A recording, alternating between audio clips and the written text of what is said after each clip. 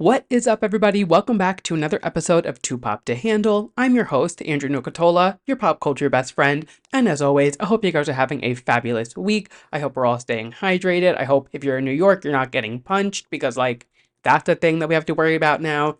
I don't know if you guys have been seeing this all over your For You page or on Twitter, but, there was literally a man going around and punching women in New York.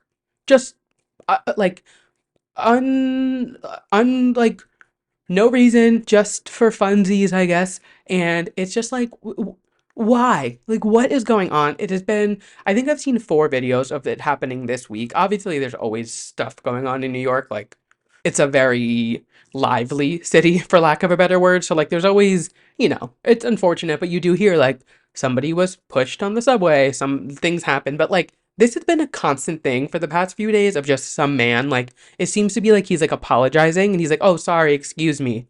And then just rocking this bitch in their face. What is going on? So if you are in New York, it seems to be more of a downtown thing. So if you are in New York, stay alert, stay off your phone while you're walking around. I hate that I even have to say that, but what the fuck is going on? Very crazy. So I keep seeing it pop up on my For You page, and I'm like, what do you mean? I just can't imagine walking down the street and A, it happening to me, being punched, or B, watching it happen. You know what I mean? Is there nobody around when this is happening? What is going on? What is happening in the House of Commerce that, people are just getting milli rocked on the sidewalk and being, punched? Fucking insane. But I digress. It was a very rainy weekend here in New York, so it was a very chill since the last time we spoke. Honestly, I think we left the house 2 or 3 times. I did laundry, we went out to dinner, and I attempted to go to the gym, but the bus wasn't running, so I was like, nope, not for me. I turned around and it was not walking in the rain. So I came home and did a home workout. So yeah, it was very chill. Baked spring came and went. We are back in winter. It is freezing. Cold blue the other night, just I can't. I cannot do it. Maybe one day I'll stop talking about the weather on this podcast, but until then, fucking, I can't. I cannot with this weather. It is so bipolar. Somebody needs to get the weatherman into therapy and figure out his emotions because this back and forth, I feel like I'm in an abusive relationship with Mother Nature. She is literally just flinging us around. She's like, well, today you're hot, tomorrow you're cold, now you're gonna be sick, then it's gonna snow. It is just I can't do it. And I appreciate you guys listening to me bitch and moan about the weather on a pop culture podcast every week because, it's not what you're here for, but I appreciate you listening. But that being said, it was a very relaxed weekend over here in our world. We watched all of Quiet on Set. I have so many thoughts. Last time we spoke, if you didn't listen to last week's episode, I had watched a bunch of clips and kind of pieced together the overall synopsis of the series. But if you aren't familiar, it is the docuseries that is just exposing child stars and how they were treated. Really, Nickelodeon was the main one. Actually, I think it was the only one, but they couldn't just say that, obviously. But yeah, it was pretty much just exposing Nickelodeon for all of these just gross things that were going on behind the scenes, pedophiles on set, people being manipulative bosses, just insane. And I watched it. We are all caught up. So we thought. So I watched all 4 episodes, and then out of nowhere, now there's a 5th episode coming out next week on April 7th, and that seems very interesting to me. So if you haven't watched the docuseries, essentially they have a bunch of old Nickelodeon stars. I think the biggest one would be Drake Bell. And then they have a bunch of the cast of all that and some people from the Amanda Show. They have Alexa Nichols or Alexis Nichols from Zoe 101. They have a lot of people, Nickelodeon cast members, and they're all just kind of talking about their experience on set and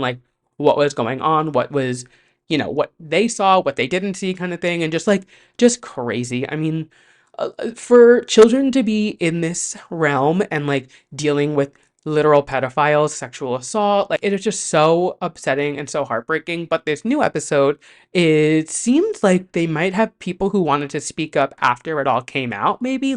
It seems like this wasn't planned because the way the 4th episode ended to me was very definitive, that was it. It was happening, and on the listing there was no new episode, and now out of nowhere there's another one coming out. So I'm curious if they saw the response and people were like, hey, I'll speak up, I have a story to tell, and they're gonna keep going, or if this was planned and they wanted to give it a breather between. I don't know. Seems weird that it's coming out now 2 weeks after, but regardless, there is a new episode coming out, so this story is not done. Unfortunately, I don't think we'll ever have the full story of what went on behind the scenes of all that and Drake and Josh, just the magnitude of it is so crazy, but What a docuseries. I mean, the biggest takeaway for me was the fact that Brian Peck, who was literally in prison for like raping Drake Bell, like literally he was forcible penetration and touching of a minor, was then hired to work on a Disney Channel show. And like how what? Just like it's so insane. I feel like nowadays it's a little more, or I hope, fingers crossed, a little more regulated of like they do bigger and deeper screenings of these people when they bring on these producers. But the fact that this guy was literally in prison and then a few years later got hired to work on This Sweet Life of Zach and Cody. uh, uh, I can't. It is just so crazy. Hollywood is such a twisted little place, that City of Stars. But regardless, very interesting watch if you haven't watched it. Definitely recommend it. It's on HBO Max, so go check that out. Um, just very fucking crazy. And then before we hop into some new things and what's coming up, this bridge in Baltimore has been a Roman Empire of mine all day. I'm sure you've seen it. If you haven't, I don't know what rock you're living under. A cargo ship hit a bridge in Baltimore last night or this morning, Tuesday, the 26th. Yeah, the 26th. Literally, a cargo ship lost power, couldn't stop the boat, they couldn't steer it. They were literally calling a mayday on the boat. Like, I can imagine this was like a movie scene, like what you see, like when the Titanic crashed, kind of thing. Like, just like wreaking havoc, people running around, and they weren't able to stop it. Thomas told me that the boat was only going 9 miles an hour, but obviously it's a fucking cargo ship. So when it hit the bridge, like it hit it slow, but since it's such a big being, a big boat, it hit the bridge, and then the bridge obviously collapsed. What I just found out at literally like 10 minutes before I started recording, though, is that the reason there weren't as many people on the bridge, thank God, was that they were able to contact traffic control and stop traffic from the bridge, from getting people like onto it. So I think last time I checked, there was like 6 or 7 people missing. I mean, it's kind of safe to say like if they're in their car underwater. I mean, I'm not gonna be the one to say it, but we're thinking it. So sad. I'm sending like all my thoughts, all my love to everybody in Baltimore. Also, like, this is obviously not the biggest issue at hand, but I can't help but think like, what are those people gonna do now who live on either side of the bridge? Like, is there another road that connects them somewhere? How are you get like, I'm thinking like if I had to get somewhere by a bridge, like I can't think of an easy alternative route. You know what I mean? Like a bridge is put there for an easy route to get there because there's not already one set. So now this bridge that was connecting obviously these two pieces of land is just gone. So what are they supposed to do? Like there's that's where I'm at. Like obviously it's so heartbreaking, it's so sad, and I'm not like diminishing the fact that like people were killed and people, whatever, but like what like how are they going to get to and from where they have to go? Like I don't know. It was just like to me, I'm like, that's not an easy fix. You know what I'm saying? Like that is not something that they can just be like, oh, we can rebuild it. Aside there's a pothole on the highway. They can fill that overnight. You can't build a bridge overnight. So what are they doing? If anybody's in Baltimore and you like genuinely like know how like what's going on, let me know because I'm honestly so confused at like what these people are supposed to do now. Like, are they stranded? I'm sure there's a way to get to the other side, but like what I, these are the things that I think about. Just crazy. And just like most people's worst nightmare, like I don't have a fear of bridges, but I kind of do now. Like I've never thought of this happening, but like why couldn't it happen here? Like just very crazy. I don't know. These are like the things you see in movies, that just like it's like like this is like a Spider-Man scene where like they're hanging off the bridge and he has to like come out of nowhere and like shoot a web and catch them. You know what I mean? Like it's literally like a Spider-Man scene. Like these are things that you don't see happen in real life, and the fact that it did happen, I'm like getting a little too close to the sun. Just like very, very crazy. When I was reading it, I was like half awake and I was like, is this real? Like, is this, nowadays you don't know what's real or what's not because of AI. And I was very much just like, is this a real thing that happened to this AI? And then when I started reading more, I was like, holy shit, like this literally happened. Like I said, anybody, if you're listening and you are in the area, if you know anyone who is affected, I'm sending my love. Just like very crazy things that you just like don't imagine happening in real life. I don't know. Things like that, I'm just like, it's hard for me to wrap my head around, I'm just like, What do you mean? I don't know. I'm not going to think about it anymore. Let's get on with the show. There is so much to talk about. So much music last week, music this week, scandals, this, that, lots to chat about. So let's hop right in. You guys know the drill. First and foremost, we are talking about our Drew releases, which is our new music releases from last week and our upcoming releases for this week. So last week, we had some ones that we knew were coming, and then there were some surprise ones that I didn't know were coming. So it was like a treat as the week went on, which I keep saying, I'm like, it's a new thing where artists are just like surprise announcing projects or singles or whatever and just dropping them whenever they want. And last week was not exempt from that. So the one that we knew that was coming was Fletcher in Search of the Antidote, her new album. I've been talking about it for weeks, months, really. I've loved this single, so I knew I would like the album, and I'm loving it. Such a good project, such a solid, just a good body of work. I think it's like 11 tracks, so it's like perfect length. It's not too long, not too short. Just such a good album. I was talking about Fletcher last week and how she's like not afraid to just like put a very descriptive moment into a song and like call out her ex or call out somebody in the situation. And I just think her songwriting is so like I guess raw and real. Is that the word? I don't know. She just like will literally put like she's not someone who's gonna make us think too much about a song. I feel like, we can kind of just like piece it together and be like, oh, she's going for it. I mean, she literally just recorded, I didn't watch it, but she recorded a video with her ex listening to the album and just like obviously some of the songs on the album are about her. And I don't know much about like that whole love story. There was so much like TikTok lesbian lore drama going on, I feel like, surrounding Fletcher, all of just like a lot. There was a lot. There was like that era of TikTok where it was like every other week a new lesbian couple was breaking up and then it was somehow tied to another. And I feel like Fletcher somehow fit in there. I don't keep up with it that much, but if anyone knows, feel free to shoot me a text, Kayla Shea. I'm sure you guys know all the drama.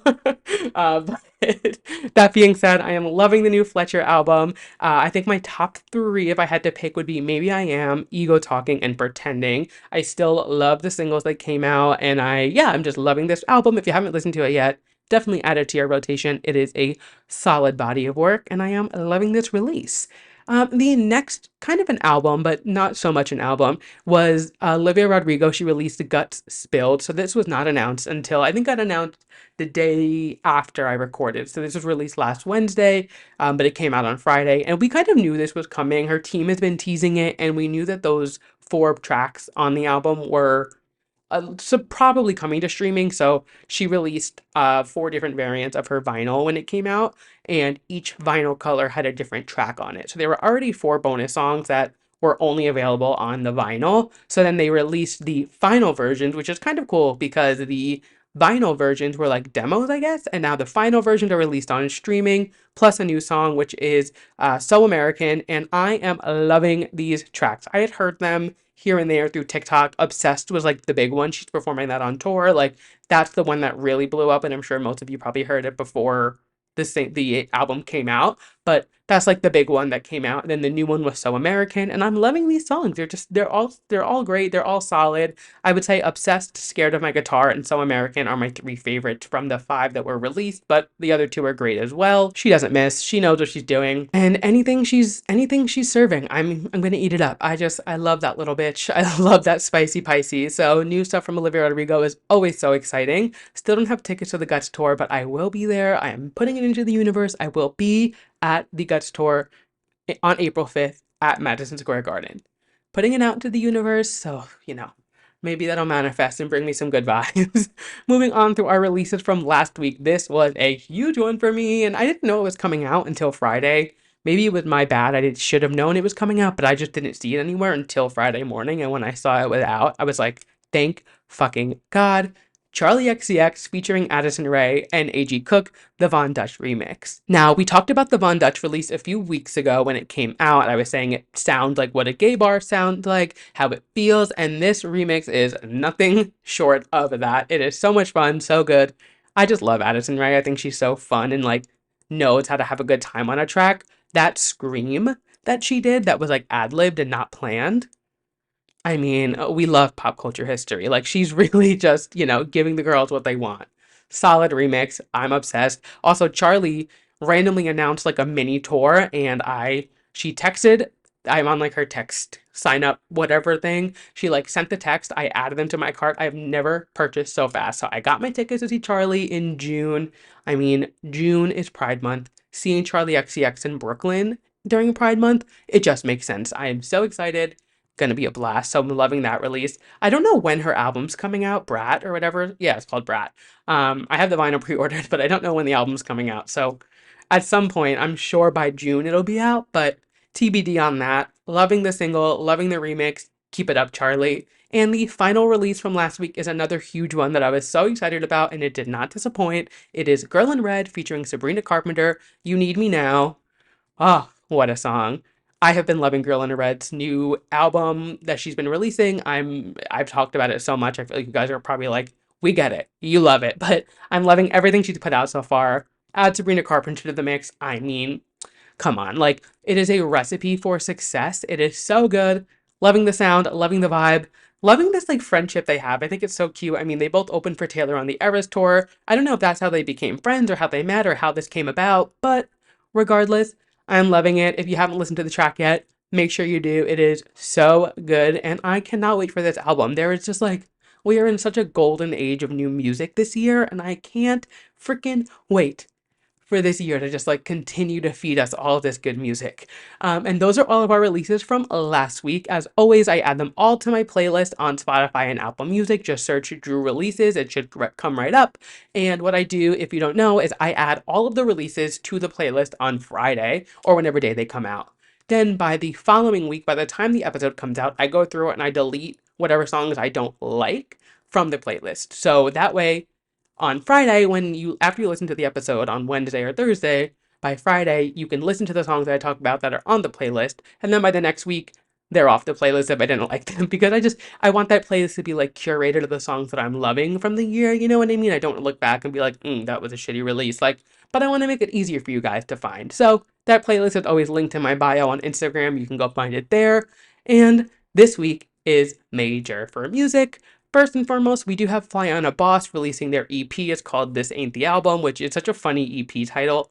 Something about them is they're gonna have fun with the title or just like their music. I'm very curious though, because it is an EP and they put out so many singles in the past few months. I'm like, is this gonna be anything new? Is it just gonna be a compilation of all your singles? Regardless, I've liked all the singles so far, so I won't be mad. But I'm hoping there's more than just what they've released. I'm sure there will be. I don't think they would put out an EP with no new content, but new EP from them on Friday. And I'm going to be completely honest, I probably will not listen to it until the week after, because of the fact that by next week, we will have a new Beyoncé album. Cowboy Carter drops this Friday, March 29th. I cannot wait. I was going through our old clips the other day because I had one Beyoncé reel that did like really well, so I wanted to see like who I tagged and whatever my strategy stuff. But it was about Act Two, and it was back in January. And I was like, so we're given this idea to believe that Act Two is coming sooner than we think, and now it's here. Like, it's crazy that that was in January, and now it is March, and we are getting this album already. I did not think it was going to be that quick, but alas, here we are. And in that clip, I was saying, I was like, I am so sorry for the person that I'm going to become when Beyonce starts to tease this, because I will not shut up about it. And I did just that. Like, I have not stopped talking about this album, I feel like, since the Super Bowl, and I'm not going to stop. I'm so excited for this album. I can't wait. There's a lot to dive into about that album too, and kind of taking from our Drew Releases segment and into our pop culture news. We're just gonna kind of segment right in, but still talk about Beyonce.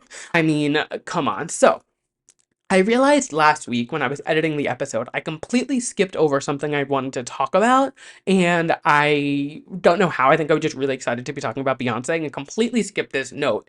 But if you remember last week, I was talking about how she released that statement saying how this isn't a country album, this is a Beyonce album. In that same statement, which I don't know how I forgot to mention this last week, but it was on my outline, and I just somehow like skipped over it. I was just too excited, I guess. But she said that the reason she started this album and why she wrote this country album was because of the fact that she didn't feel welcomed in a situation.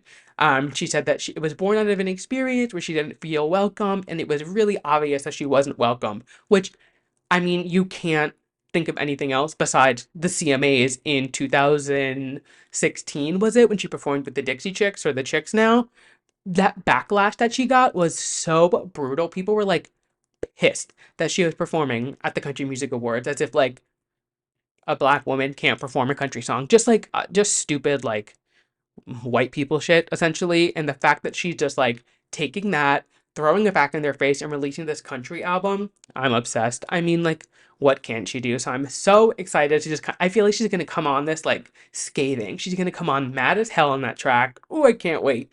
And then on the day after that I recorded last week, she released the alternative cover, which she is essentially like the Statue of Liberty with like nothing but respect from My Lady Liberty. And she is wearing a sash that says Beyonce, but it's spelled Beyince. And a lot of people were like, oh my God, what does that mean? Why is it spelled like that?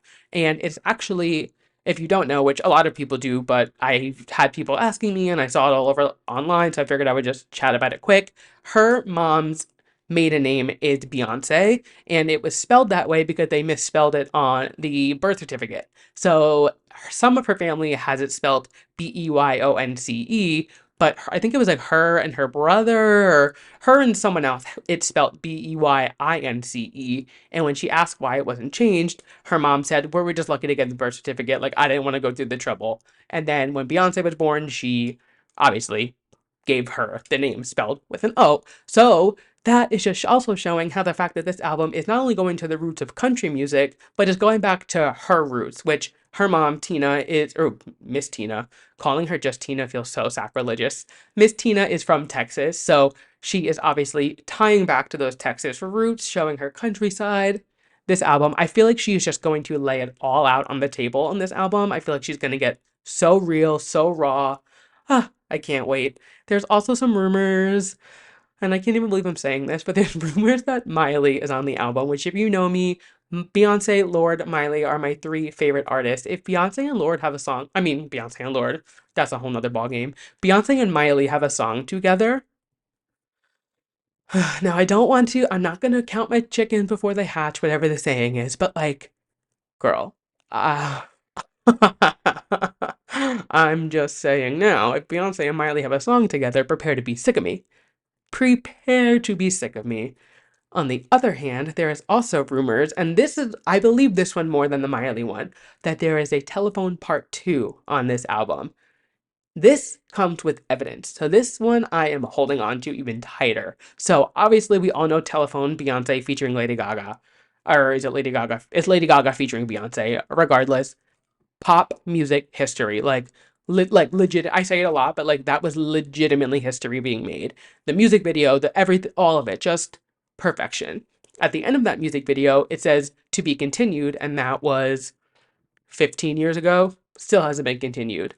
But there's been some weird little crossovers happening, and it starts honestly with the teaser for Cowboy Carter where she's driving away because it looks like the pussy wagon from the telephone video. So kind of looks like the car. Telephone, obviously they're like driving through a desert. So people were kind of having speculations there.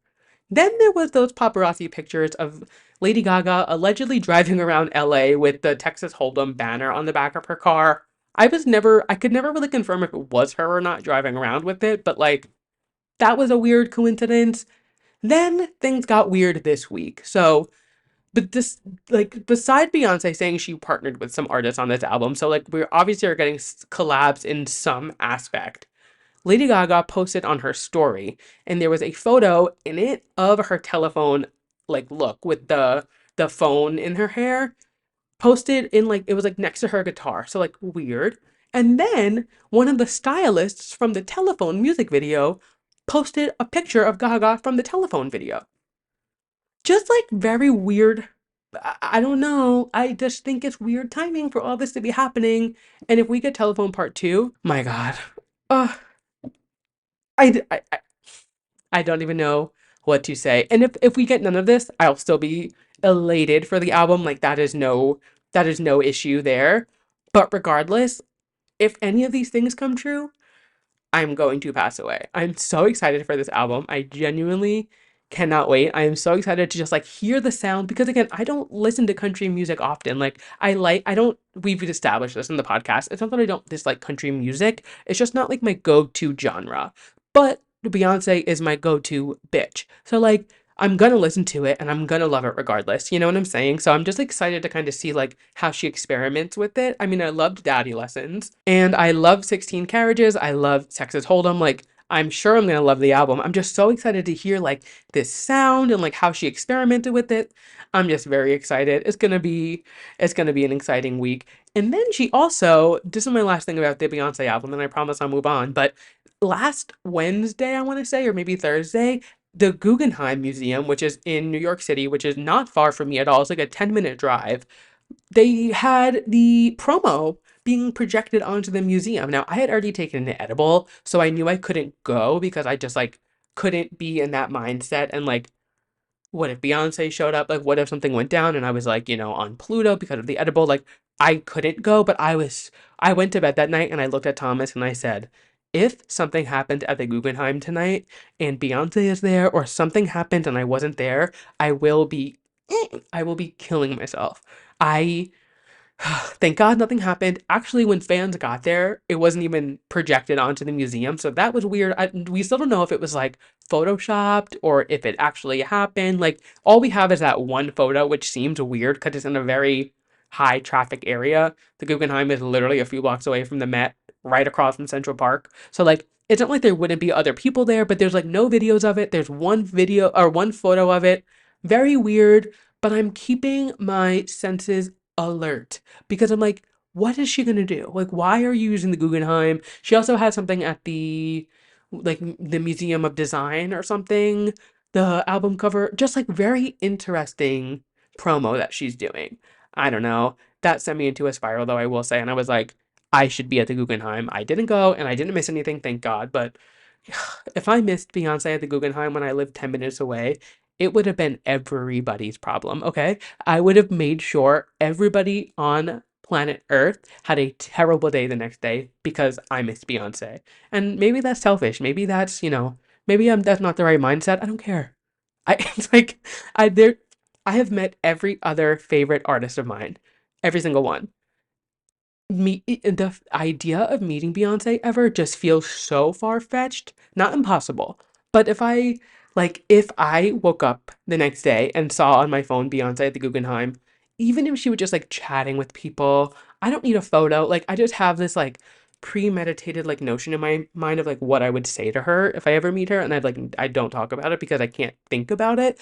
I don't get starstruck, but she is somebody who I think I might get starstruck in front of. If I woke up the next morning and saw that happening 10 minutes from the apartment, it would have been everybody's problem. So just giving you, the precedent for if that ever was to happen. But moving on from Beyonce, I have some things rather that I need to address and I need to apologize for, but also not apologize completely for. And I'm sure you can probably assume what I'm talking about because it has been the name on everybody's lips, but Kate Middleton. So first and foremost, so upsetting to see that she was diagnosed with cancer. That video, it was just so sad. And I mean, she's clearly been going through a lot, and it does kind of suck that the internet took this by storm, grabbed the reins, and kind of just rode this ride out for her. And I contributed to it. I am not even gonna lie and be like, oh, no, I was fully in on it. I was like, what the fuck is going on? Like, I didn't think it was to this magnitude because I thought it would have been handled differently from the jump. Which leads me to say, obviously, I like feel bad. I'm sorry that I made jokes about it, but the way that this was handed, okay, editing Andrew popping in for a second, the way that this was handed, not handled, am I okay? Sorry, I just needed to pop in and like let you know that did not go unnoticed. Enjoy. By the royals and like I guess like Buckingham Palace and whoever is in charge of their PR was handled terribly. Terribly. Now, sure, did they put out a statement at the beginning saying she was going to be away from her engagements and things like that? Yes. But to post that and then just leave everybody kind of high and dry, I feel like it would have made more sense if they just said like she was like away from some of her engagement, she had something going on and like didn't mention the previous surgery. Like that just I feel like is what spun people around. And then like I mean, I still don't think those paparazzi videos or photos were her. Like, just like really, really weird things happening. And I obviously, like, I feel bad for making any jokes about it and like questioning it, but like, it was handled really poorly, right? Like, we can all agree with that. Regardless, so sad. I'm hoping, everything is all right. I hope she gets through all of her treatment and all of her chemo and everything. I know she said she's starting her treatment soon and has been going through it. So, sending my love to Kate Middleton, I guess. I don't know. That's a weird thing to say, but you know what I'm saying. But obviously, I couldn't not talk about it because, like, A, I made a big deal of it 2 episodes in a row, and now I'm like, wow, I'm an asshole. But also, like, it wasn't just me. And people are still saying they don't believe it and there's not her. Those people, you guys need to get a grip. Like, at this point, the woman literally filmed a video saying what's going on. Like, just leave her be. Stop with these theories. Let's keep it pushing. But that being said, we're going to keep it pushing and go into some more positive news. Taylor and Travis. So I feel like we haven't talked about them in a little bit. I probably talked about her last week, let's be real. But regardless, Taylor and Travis. So Taylor is on break from tour right now. I think she goes back in like a week or so, maybe 2 weeks. Could be wrong. I don't know.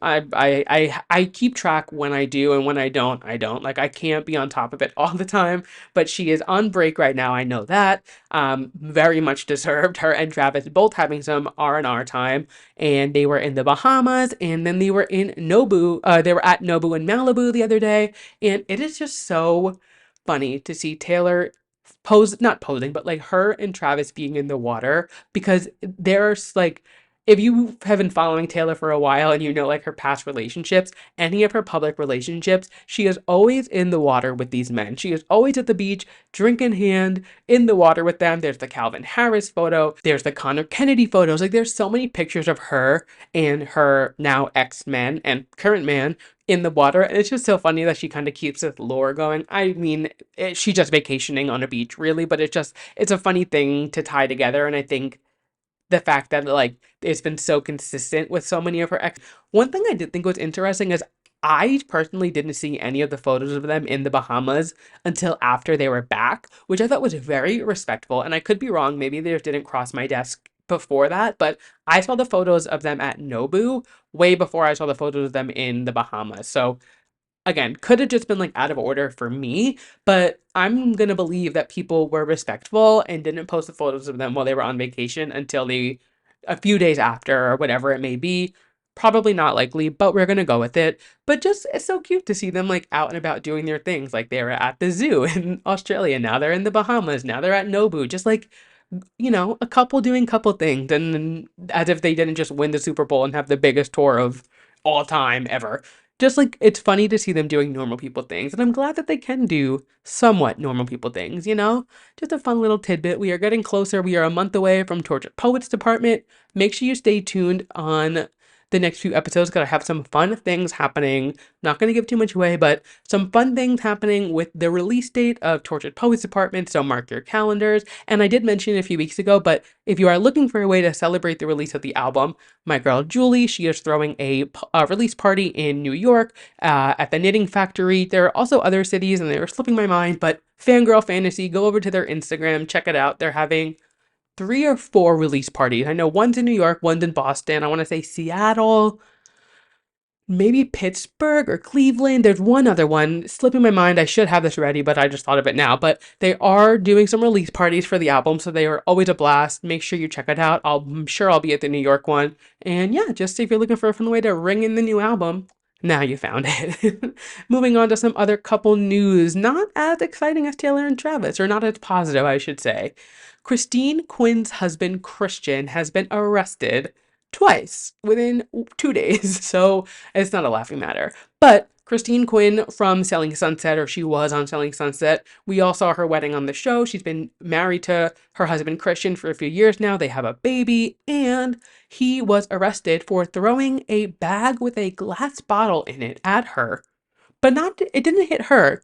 It somehow like deflected and hit their son, their 2-year-old son. Uh, what the fuck? Then he leaves the house and is getting arrested barefoot in a robe. And then there's a restraining order or some order of protection where he can't go back to the house. He goes back to the house that night and gets arrested again. I haven't seen any updates since then, and I don't really know what's going on and what, but like, what the hell is going on? There hasn't been really much to come out from it, but it's just like, this is a couple where like, obviously Christine's always posting on Instagram doing her thing, but like, we don't hear a lot about them. He is very much like not in the spotlight purposely. He was on the show a little bit here and there if you watched it, and then he kind of just like phased out, and then Christine obviously got fired, quit, whatever it was, that whole drama. But he's like not someone who likes the attention, not like the fame, whatever. He's just like a rich finance guy who's dating Christine or married to Christine Quinn. But now this is just like, what is going on behind closed doors? This is very strange, kind of alarming. Like, I hope the son is okay. There was not there. I know Christine went to the hospital with the son. I think it was just more for like precautionary, make sure he's okay. I don't think he was hurt that bad. If he was, no reports that I read said it. Obviously, they don't have to disclose anything about a child, but I'm thinking that the child is okay. Christine did not call the police on Christian when he went back to the house. I don't think she was there from what I read, but just like, what is going on? Very odd, very strange. I'm hoping she's safe. I'm hoping the baby's safe. Like, very, very strange. I don't know. When I read that headline, I was like, A, when do we ever get headlines about him? Because he just, again, does not like to be in the public eye. And B, like, what the fuck? Very bizarre, especially after that wedding. Like, they threw the biggest, craziest, grandest wedding. And what's going on inside the house?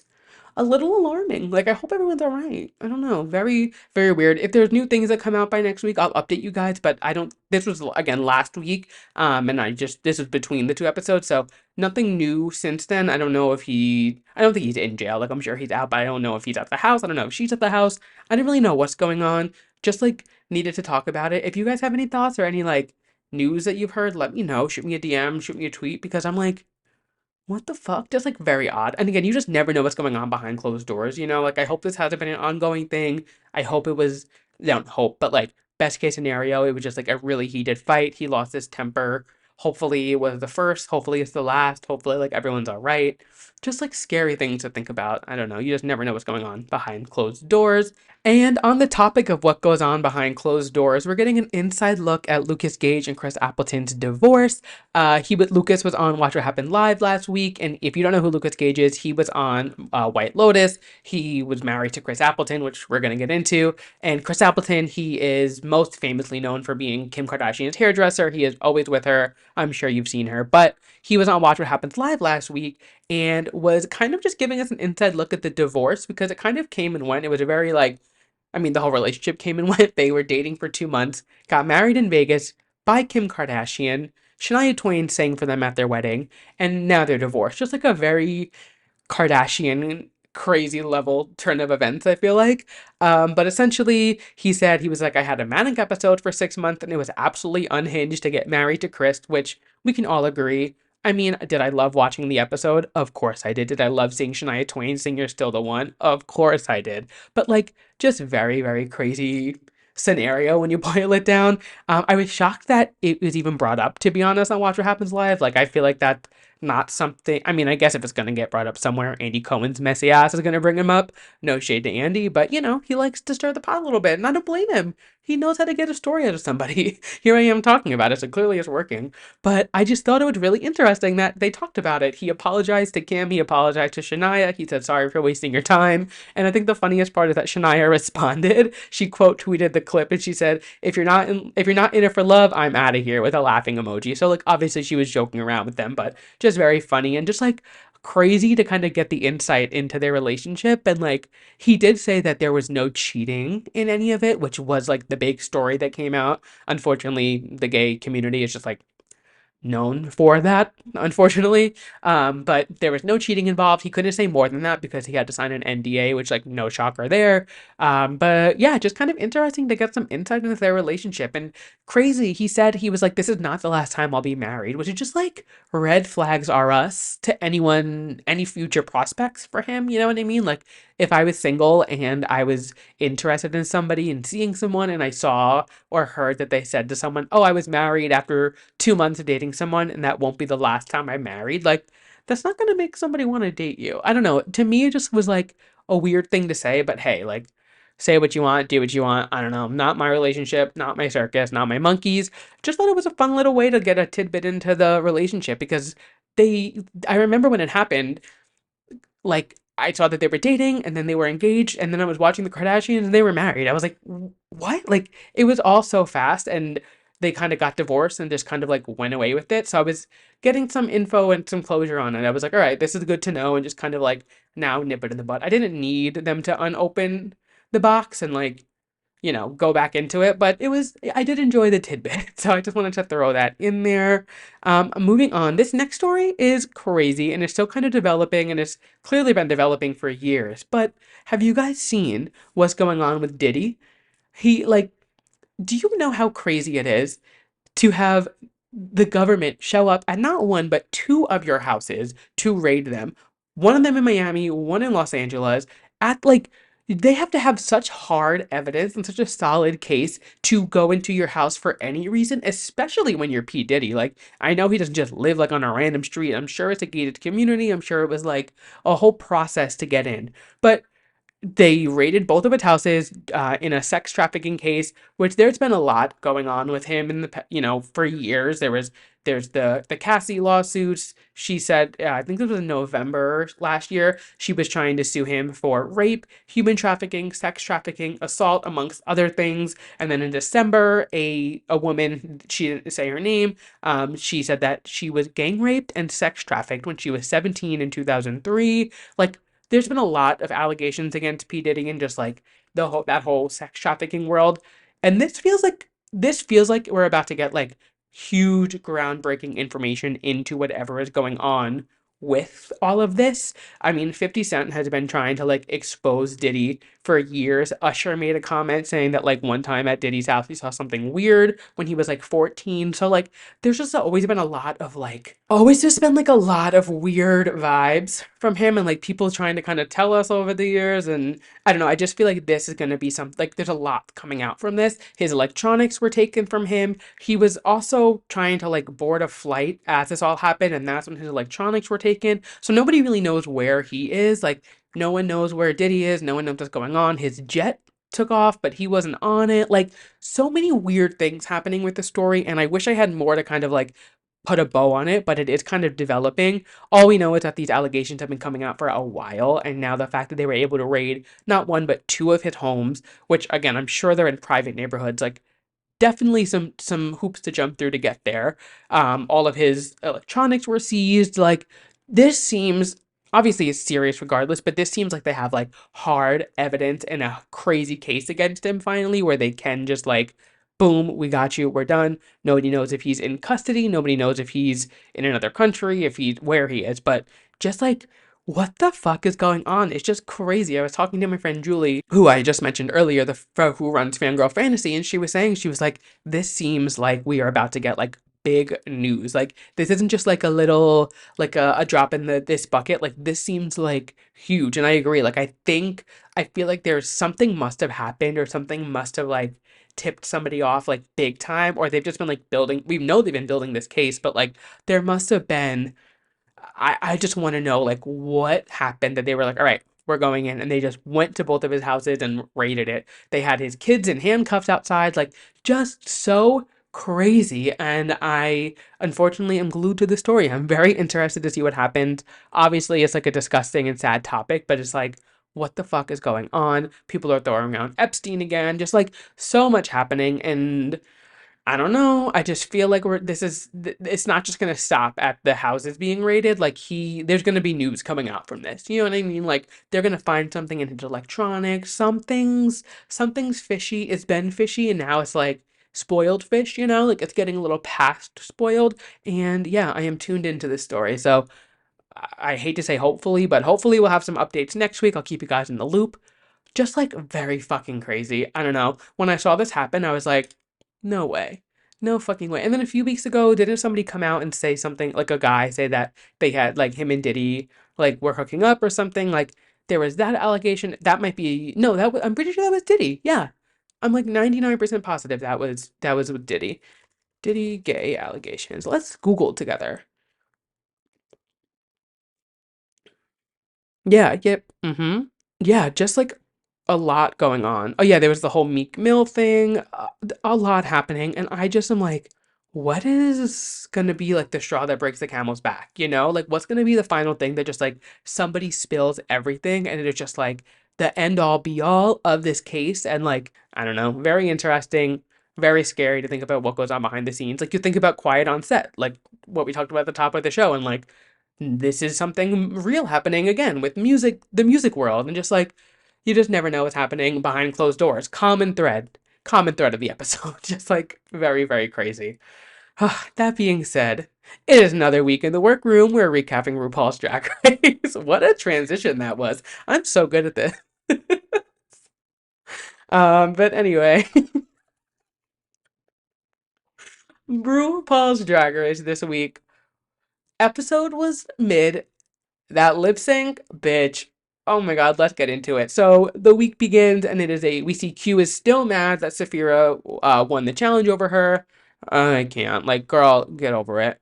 They move into the mini challenge, and we see that they are recreating that iconic Tammy Faye t-shirt. If you don't know what I'm talking about, it's essentially just like her makeup face smeared on a shirt. And all the queens have to essentially do quick drag, go up to the shirt and rub their face on a hot pit crew member's chest. Like, really not a bad challenge, especially when they haven't had contact with another man in months. Like, I'm sure they were all loving this challenge. Just like a silly, fun challenge. I love. The mini challenges I feel like are where they should be silly, you know what I mean? Like that's where you guys have fun. Like you guys are just like kikiing, being girls, just hanging out. I love when they're silly in the mini challenges. They usually are. Like it's usually more lighthearted. And I thought it was fun. It was just like a silly, stupid challenge. Plain Jane ends up winning. And then they find out the main challenge, they have to design a gender neutral bathroom. They get put into teams, and essentially they are just designing gender neutral bathrooms. It was very much giving, what was it, All Stars 4? Yeah, All Stars 4.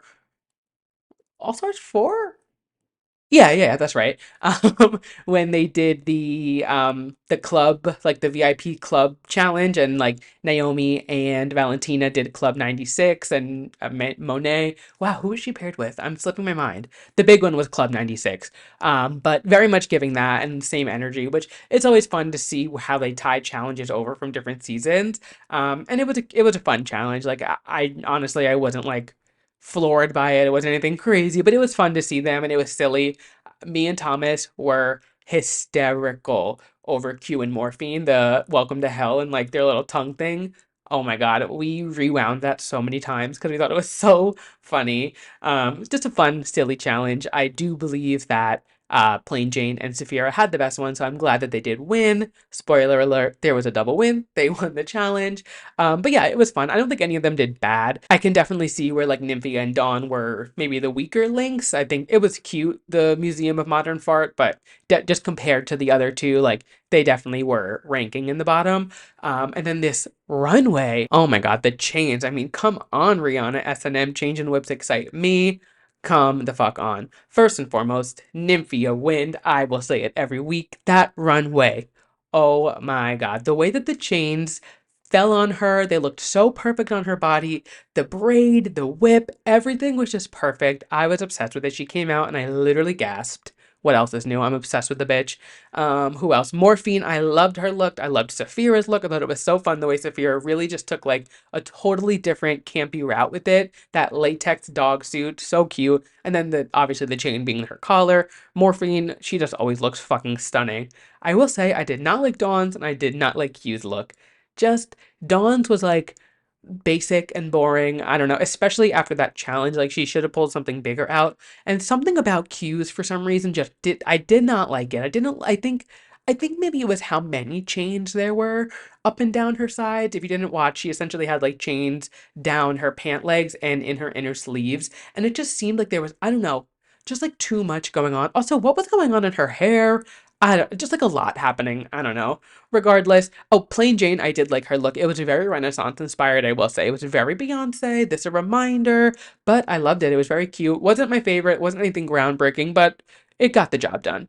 But like I said, Saphira and Plain do win, leaving Morphine and Dawn in the bottom two. Now, Morphine and Dawn are both on an equal playing field essentially in this challenge. or this competition rather, they both have 0 wins. Morphine has lip synced before, Dawn has not. So I guess if you're looking at track record, I guess Dawn has a better track record because she hadn't been in the bottom. Regardless, Morphine is my fucking bitch and I'm obsessed with her. So we haven't seen Dawn lip sync yet, so we don't really know what she's got in the store. So I was a little like, is she about to pull something out? Like, I don't know, these Brooklyn girls, they could pull some stops out. And then the song starts. And before the song even starts, when they flash the title across the bottom of the screen, when I saw Body by Megan the Stallion, and I'm looking at Morphine Love Dion, the BBL of Miami, and Dawn Aluminum Free Brooklyn Deodorant Girl, I was like, oh, they set Dawn up. Like, oh my fucking God. Morphine won from the first. Like there was no chance. It was such, I mean, obviously it's a competition. You got to perform, but like the fact that out of all the queens, Morphine was up there to do Body, thank God. It wasn't even a lip sync for your life. It was a Morphine Love Dion show. There was nobody else on that stage but her. She devoured this lip sync to a point where I was like, I felt bad for Dawn. Dawn was up there just like moving around, doing what she can, and there was just no chance. And I like Dawn. I did not want to see her go, but like in that circumstance, my God, if you have not watched this lip sync, even if you're not a Drag Race fan, just look up Morphine Love Dion Dawn Body Lip Sync. You are going to be mesmerized. It is, ugh, it's so good. And it's so sad because Dawn clearly was like, Morphine wiped the stage with her. It was out of control. Michelle at the end going, she ate that. Fucking incredible. And in fact, she did eat that. And if you can't tell, Morphine does stay. Dawn goes home. So well deserved. I am a little nervous. You know, Morphine has been on the bottom twice in a row, and I'm hoping this does not keep going. I would love to see her in the top four, which means my original. So let's rewind. So originally my top four was Nymphia, Q, Saphira, and Dawn. I will say Q has bumped her way out and Morphine has bumped her way in. Now Dawn is out and the top five is Nymphia, Saphira, Plain Jane, Q, Morphine. I don't see Plain Jane going home next week. So either Morphine or Q has got to go. Seeing that it is a makeover challenge and they're like putting somebody else in drag, and both like Morphine is so good at makeup and Q is so good at making outfits, I really don't know where that can go. Maybe somebody else will go home, I don't know, but we are getting to the top four. We are so close, and I'm getting nervous. I still am Team Nymphia. I still want her to win, but I have come to the like agreement in my head that if Nymphia or Saphira win, I am content. I am very happy. If either of them win, I'll be fine. I'd prefer Nymphia, but if Saphira takes it, it's very well deserved. I mean, she has 4 wins. That's crazy. Like she has 3 wins in a row. Like she has been killing it. If she wins, it is so well deserved. But I like Nymphia better. But I love Saphira. So if either of them win, I'm happy. But I'm very curious who this top four is going to be because it's coming down to the wire. We are so close to the top four. I'm so excited. We are getting so close. But then I'm sad because I did love this season and I really don't want it to end. But all good things must come to an end. And that being said, we are almost at the end of the episode. Not yet, not yet. I don't want to do a full recap of this because I just don't feel like it. But I just need to say, if you are not watching Jersey Shore Family Vacation this season, do yourself a favor and watch this season. It is so good. To bring it up to speed, just for you guys quick, Sam is back, which if you don't know, Sam didn't film for them for years. Sam is back. Angelina is back on the show. Obviously, she has been. She brought Sam back, and now she's mad that Sam is back and getting all the attention.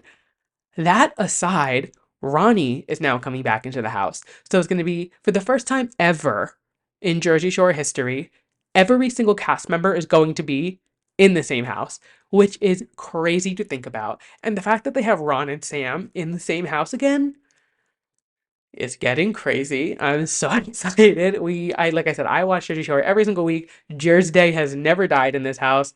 It is just a really good season. If you're looking for like an easy reality show to watch, and especially if you watched it back in the day, like when it was the original series, just watch this season. You don't have to watch the ones before the Family Vacation. You can, they were great.